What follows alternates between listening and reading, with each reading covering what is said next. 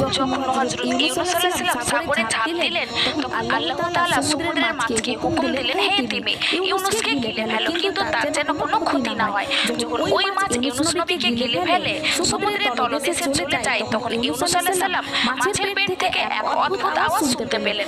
তখন তিনি মনে মনে ভাবছিলেন, এটা কি হচ্ছে? তখন আল্লাহ তাআলা বলেন, সাগরের প্রাণীরা আমার জিকির করছে।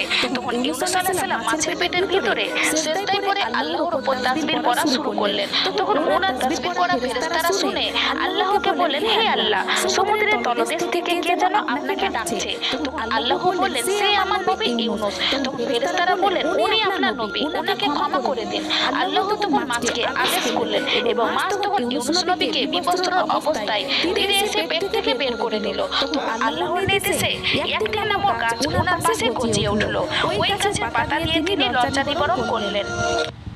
যখন হযরত ইউনূস আলাইহিস সালাম